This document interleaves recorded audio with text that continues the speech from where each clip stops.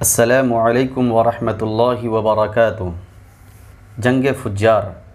आपकी उम्र 15 बरस की हुई तो जंग फुज्जार पेश आई। उस जंग में एक तरफ कुरैश और उनके साथ बनु किनाना थे और दूसरी तरफ कैस ऐलान थे। कुरैश और किनाना का कमांडर हर्ब बिन उमैया था, क्योंकि वह अपने सिन व शर्फ़ की वजह से कुरैश व किनाना के नज़दीक बड़ा मर्तबा रखता था। पहले पहर किनाना पर कैस का पल्ला भारी था, लेकिन दो पहर होते होते कैस पर किनाना का पल्ला भारी हो गया। इसे हर्ब फुज्जार इसलिए कहते हैं कि इसमें हरम और हराम महीने दोनों की हुर्मत चाक की गई। इस जंग में रसूलुल्लाह सल्लल्लाहु अलैहि वसल्लम भी तशरीफ़ ले गए थे और अपने चचाओं को तीर थमाते थे। हिल्फुल फ़ुज़ूल। इस जंग के बाद एक हुर्मत वाले महीने ज़ीक़ादा में हिल्फुल फ़ुज़ूल पेश आई। चंद क़बाइल कुरैश यानी बनु हाशिम, बनी मुत्तलिब, बनी असद बिन अब्दुल उज़्ज़ा, बनी ज़ुहरा बिन किलाब और बनी तमीम बिन मुर्रा ने इसका एहतमाम किया। ये लोग अब्दुल्ला बिन जुदआन तमीमी के मकान पर जमा हुए, क्योंकि वह सिन व शर्फ़ में मुमताज़ था। वह आपस में अहद व पैमान किया कि मक्के में जो भी मज़लूम नज़र आएगा, ख़्वाह मक्के का रहने वाला हो या कहीं और का, ये सब उसकी मदद और हिमायत में उठ खड़े होंगे और उसका हक़ दिलवा कर रहेंगे। इस इज्तिमा में रसूलुल्लाह सल्लल्लाहु अलैहि वसल्लम भी तशरीफ़ फरमा थे और बाद में शर्फ़ रिसालत से मुशर्रफ़ होने के बाद फ़रमाया करते थे, मैं अब्दुल्ला बिन जुदआन के मकान पर एक ऐसे मुआहदे में शरीक था कि मुझे उसके एवज़ सुर्ख़ ऊँट भी पसंद नहीं, और अगर दौरे इस्लाम में इस अहद व पैमान के लिए मुझे बुलाया जाता तो मैं लब्बैक कहता। इस मुआहदे की रूह असबियत की तह से उठने वाली जाहिली हमीयत के मनाफी थी।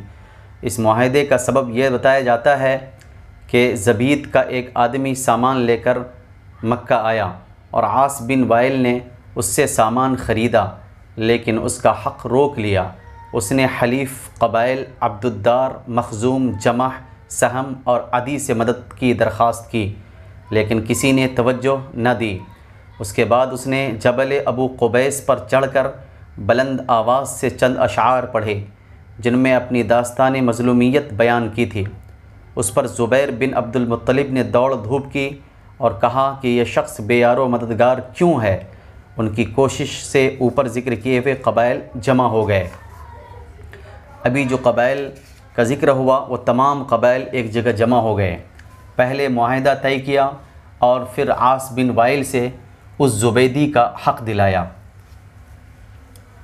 जफ़ाकशी की ज़िंदगी। उन्फ़ुआन शबाब में रसूलुल्लाह सल्लल्लाहु अलैहि वसल्लम का कोई मुअय्यन काम न था। अलबत्ता ये ख़बर मुतवातिर है कि आप बकरियां चराते थे। आप सल्लल्लाहु अलैहि वसल्लम ने बनी साद की बकरियां चराईं और मक्के में अहले मक्का की बकरियां चंद क़ीरात के एवज़ चराते थे। 25 साल की उम्र हुई तो हज़रत खदीजा रज़ी अल्लाह अन्हा का मान लेकर तिजारत के लिए मुल्क शाम तशरीफ़ ले गए। इब्न इसहाक़ का बयान है कि खदीजा बिन्त खुवैलिद एक मुअज़्ज़ज़, मालदार और ताजिर ख़ातून थीं। लोगों को अपना माल तिजारत के लिए देती थीं और मुज़ारबत के उसूल पर एक हिस्सा तय कर लेती थीं। पूरा कबीले कुरैश ही ताजिर पेशा था। जब उन्हें रसूलुल्लाह सल्लल्लाहु अलैहि वसल्लम की रास्त गोई, अमानत और मकारिम अखलाक का इल्म हुआ तो उन्होंने एक पैगाम के ज़रिए पेशकश की कि आप उनका माल लेकर तिजारत के लिए उनके ग़ुलाम मैसरा के साथ मुल्क शाम तशरीफ़ ले जाएं। वो दूसरे ताजिरों को जो कुछ देती हैं उससे बेहतर उजरत आपको देंगी। आप सल्लल्लाहु अलैहि वसल्लम ने ये पेशकश कबूल कर ली और उनका माल लेकर उनके ग़ुलाम मैसरा के साथ मुल्क शाम तशरीफ़ ले गए। हज़रत खदीजा रज़ी अल्लाह अन्हा से शादी। जब आप मक्का वापस तशरीफ़ लाए और हज़रत खदीजा रज़ी अल्लाह अन्हा ने अपने माल में ऐसी अमानत व बरकत देखी जो इससे पहले कभी न देखी थी, और इधर उनके ग़ुलाम मैसरा ने आपके शीरी अखलाक, बुलंद पाया किरदार, मौजू अंदाज़ फ़िक्र, रास्त गोई और अमानत दाराना तौर तरीक़ के मुताल्लिक़ अपने मुशाहिदात बयान किए तो हज़रत ख़दीजा रज़ी अल्लाह अन्हा को अपना गुमशुदा गौहर मतलूब दस्तयाब हो गया। उससे पहले बड़े बड़े सरदार और रईस उनसे शादी के ख़्वाहां थे, लेकिन उन्होंने किसी का पैगाम मंजूर न किया था। अब उन्होंने अपने दिल की बात अपनी सहेली नफ़ीसा बिनत मुनब्बिह से कही और नफ़ीसा ने जाकर नबी अकरम सल्लल्लाहु अलैहि वसल्लम से गुफ्त शुनीद की। आप सल्लल्लाहु अलैहि वसल्लम राज़ी हो गए और अपने चचाओं से इस मामले में बात की। उन्होंने हज़रत ख़दीजा रज़ी अल्लाह अन्हा के चचा से बात की और शादी का पैगाम दिया। उसके बाद शादी हो गई। निकाह में बनी हाशिम और रूसाए मुज़र शरीक हुए। ये मुल्क शाम से वापसी के 2 महीने बाद की बात है। आप सल्लल्लाहु अलैहि वसल्लम ने महर में 20 ऊँट दिए। उस वक्त हज़रत ख़दीजा रज़ी अल्लाह ताला अन्हा की उम्र 40 साल थी और वह नसब व दौलत और सूझबूझ के लिहाज से अपनी कौम की सबसे मुअज़्ज़ज़ और अफजल ख़ातून थीं। ये पहली ख़ातून थीं जिनसे रसूलुल्लाह सल्लल्लाहु अलैहि वसल्लम ने शादी की और उनकी वफ़ात तक किसी दूसरी ख़ातून से शादी नहीं की। इब्राहीम के अलावा रसूलुल्लाह सल्लल्लाहु अलैहि वसल्लम की बक़िया तमाम औलाद उन्हीं के बतन से थीं। सबसे पहले कासिम पैदा हुए और उन्हीं के नाम पर आपकी कुन्नियत अबुल क़ासिम पड़ी। फिर ज़ैनब, रुक़ैया, उम्मे कुलसूम, फ़ातिमा और अब्दुल्ला अलैहिस्सलातु वस्सलाम पैदा हुए। अब्दुल्लाह का लक़ब तय्यब और ताहिर था। आप सल्लल्लाहु अलैहि वसल्लम के सब बच्चे बचपन ही में इंतकाल कर गए। अलबत्ता बच्चियों में से हर एक ने इस्लाम का ज़माना पाया, मुसलमान हुई और हिजरत के शर्फ़ से मुशर्रफ़ हुई। लेकिन हज़रत फ़ातिमा रज़ी अल्लाह अन्हा के सिवा बाकी सब का इंतकाल आपकी ज़िंदगी ही में हो गया। हज़रत फ़ातिमा की वफ़ात आपके 6 माह बाद हुई। काबे की तामीर और हजर अस्वद के तनाज़ुआ का फ़ैसला। आप सल्लल्लाहु अलैहि वसल्लम की उम्र 35वां साल था। आप सल्लल्लाहु अलैहि वसल्लम की उम्र का 35वां साल था कि कुरैश ने नए सिरे से खाने काबा की तामीर शुरू की। वजह यह थी कि काबा सिर्फ़ कद से कुछ ऊंची 4 दीवारी की शक्ल पे था। हज़रत इस्माइल अलैहिस्सलाम के ज़माने ही से उसकी बुलंदी 9 हाथ थी और उस पर छत न थी।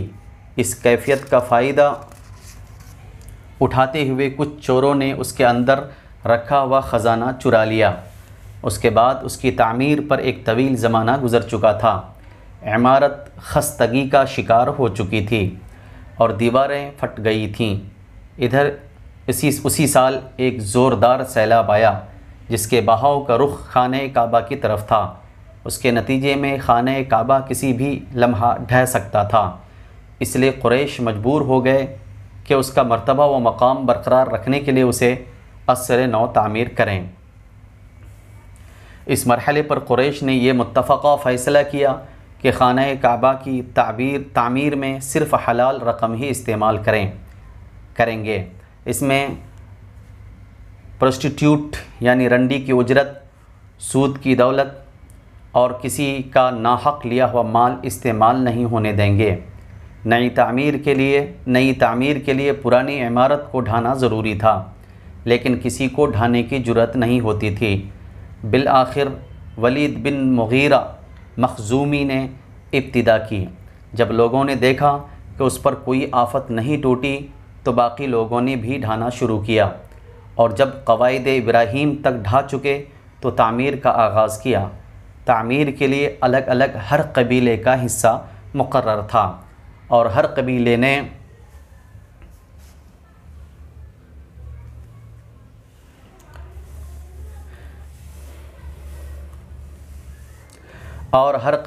अलहदा पत्थर के ढेर लगा रखे थे।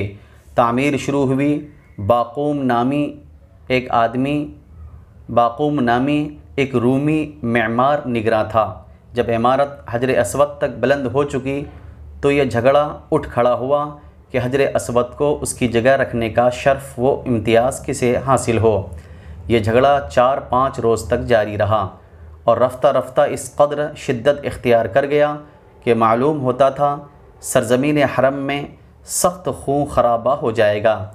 लेकिन अबू उमैया मखज़ूमी ने यह कहकर फ़ैसले की एक सूरत पैदा कर दी कि मस्जिद हराम के दरवाज़े से जो शख्स पहले दाखिल हो उसे अपने झगड़े का हकम मान लेंगे। लोगों ने यह तजवीज़ मंजूर कर ली। अल्लाह की मशीयत के उसके बाद सबसे पहले रसूलुल्लाह सल्लल्लाहु अलैहि वसल्लम तशरीफ़ लाए। लोगों ने आपको देखा तो चीख पड़े कि हाज़ल अमीन व रदीनाहु हादा मुहम्मद, ये अमीन हैं, हम उनसे राज़ी हैं, ये मोहम्मद सल्लल्लाहु अलैहि वसल्लम हैं। फिर जब आप उनके करीब पहुँचे और उन्होंने आपको मामले की तफसील बताई तो आपने एक चादर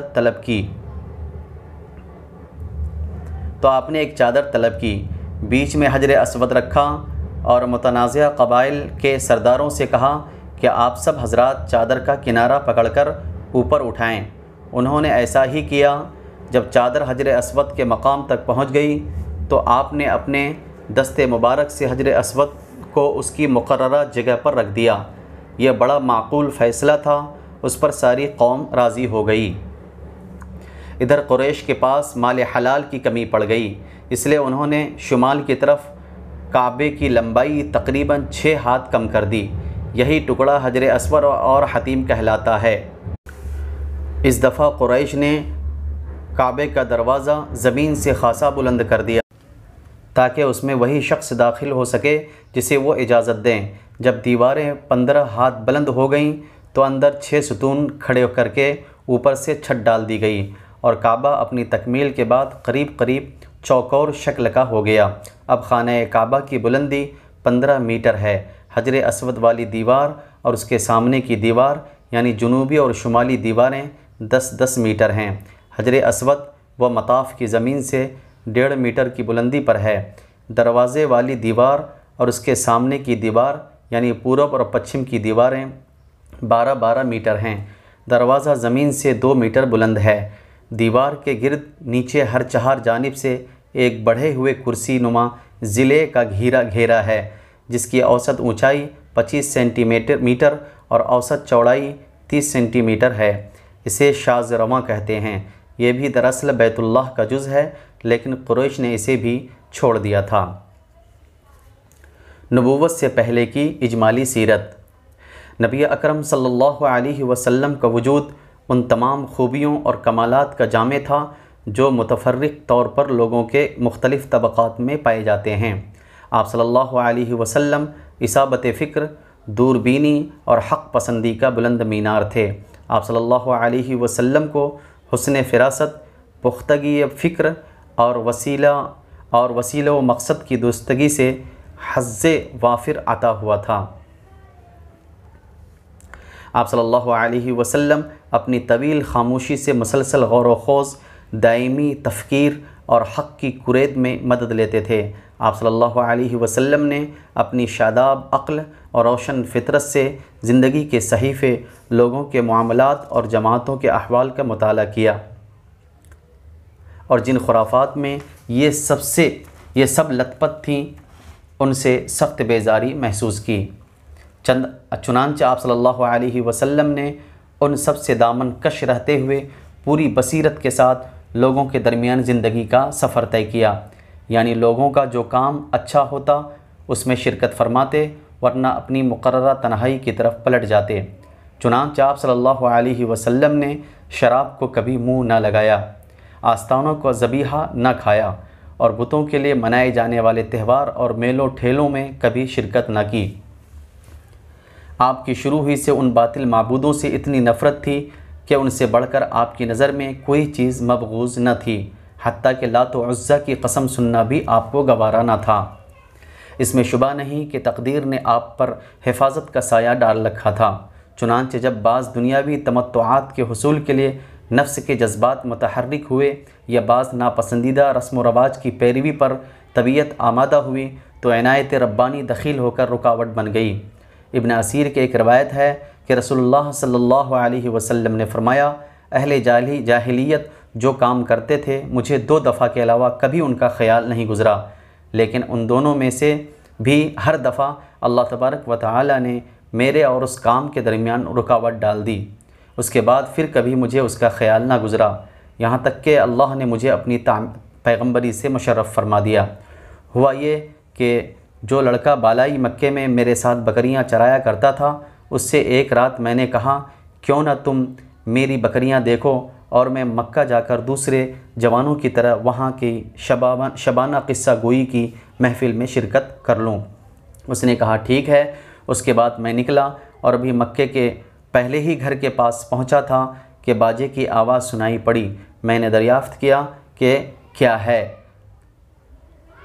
लोगों ने बताया फ़लाँ की फ़लाँ से शादी है। मैं सुनने बैठ गया और अल्लाह ने मेरा कान बंद कर दिया और मैं सो गया। फिर सूरज की तमाज़त ही से मेरी आँख खुली और मैं अपने साथी के पास वापस चला गया। उसके पूछने पर मैंने तफसीलात बताईं। उसके बाद एक रात फिर मैंने यही बात कही और मक्का पहुँचा तो फिर उसी रात की तरह का वाक़या पेश आया और उसके बाद फिर कभी गलत इरादा ना हुआ। सही बुखारी में हज़रत जाबिर बिन अब्दुल्लाह रज़ियल्लाहु ताला अन्हु से मरवी है कि जब काबा तामीर किया गया तो नबी अकरम सल्लल्लाहु अलैहि वसल्लम और हज़रत अब्बास रज़ियल्लाहु ताला अन्हु पत्थर ढो रहे थे। हज़रत अब्बास ने नबी करीम सल्लल्लाहु अलैहि वसल्लम से कहा, अपना तहबंद अपने कंधे पर रख लो, पत्थर से हिफाजत रहेगी। लेकिन आप ज़मीन पर जा गिरे, निगाहें आसमान की तरफ उठ गईं। इफ़ाक़ा होते ही आवाज़ लगाई, मेरा तहबंद, मेरा तहबंद, और आपका तहबंद आपको बांध दिया गया। एक रवायत के अल्फाज ये हैं कि उसके बाद आपकी शर्मगाह कभी नहीं देखी गई। नबी अकरम सल्लल्लाहु अलैहि वसल्लम अपनी कौम में शीरी किरदार, फाजिलाना अखलाक और करीमाना आदात के लिहाज से मुमताज़ थे। चुनांचे आप सबसे ज़्यादा बामरुव्वत, सबसे खुश अखलाक, सबसे मुअज़्ज़ज़ हमसाया, सबसे बढ़कर दूर अंदेश, सबसे ज़्यादा रास्तगो, सबसे नरम पहलू, सबसे ज़्यादा पाक नफ्स, खैर में सबसे ज़्यादा करीम, सबसे नेक अमल, सबसे बढ़कर पाबंद अहद और सबसे बड़े अमानतदार थे। हत्ता कि आपकी कौम ने आपका नाम ही अमीन रख दिया था, क्योंकि आप अहवाल सालिहा और खिसाल हमीदा का पैकर थे। और जैसा कि हज़रत खदीजा रज़ियल्लाहु ताला अन्हा की शहादत है, आप सल्लल्लाहु अलैहि वसल्लम दरमांदों का बोझ उठाते थे, तही दस्तों का बंदोबस्त फरमाते थे, मेहमान की मेज़बानी करते थे और मसाइब हक़ में इआनत फरमाते थे। अस्सलामु अलैकुम व रहमतुल्लाहि व बरकातुहू।